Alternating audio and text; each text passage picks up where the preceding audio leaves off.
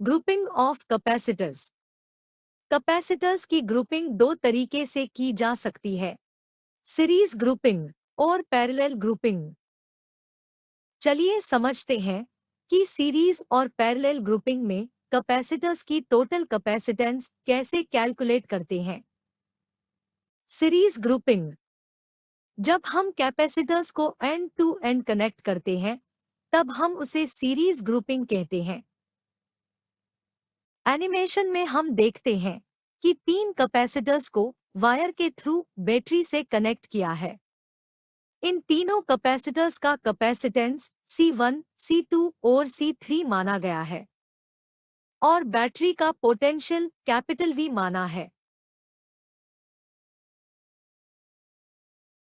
Circuit complete होने पर C1 के लेफ्ट प्लेट पे प्लस Q चार्ज ट्रांसफर होता है, जिससे इस प्लेट के inner side positive charge create होता है।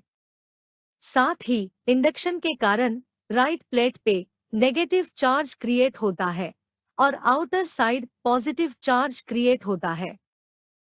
ये प्लस Q चार्ज C2 के लेफ्ट प्लेट पे फ्लो करता है और फिर से C2 के दोनों प्लेट पे पॉजिटिव और नेगेटिव चार्ज क्रिएट होता है और सेम प्रोसेस सभी कैपेसिटर पे रिपीट होता है। अब जैसा कि इस सर्किट में पोटेंशियल अप्लाई किया है, ये पोटेंशियल हर कैपेसिटर के कैपेसिटेंस के अकॉर्डिंग डिवाइड होगा। जब हम कैपेसिटर में पोटेंशियल अप्लाई करते हैं तब जो चार्ज उसमें स्टोर होता है वो पोटेंशियल के डायरेक्टली प्रोपोर्शनल होता है। इस इक्वेशन को सिंप्लीफाई करने पर हमें कैपेसिटेंस और पोटेंशियल का रिलेशन मिलता है। इस इक्वेशन का यूज करके हम V1, V2 और V3 कैलकुलेट कर सकते हैं।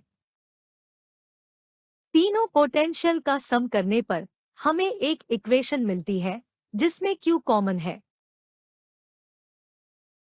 अब अगर हम V को Q बाय C से रिप्लेस करें तो हम बोथ साइड Q को कैंसल कर सकते हैं और Q को बोथ साइड कैंसल करने पर हमें कुछ ऐसी वैल्यू मिलती है। ये वैल्यू तीनों कैपेसिटर का टोटल कैपेसिटेंस है। Parallel grouping.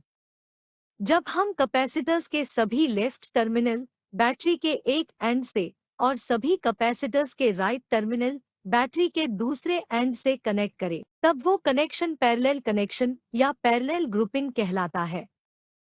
एनिमेशन में हम देखते हैं कि तीन कैपेसिटर्स को बैटरी से पैरेलल कनेक्ट किया है।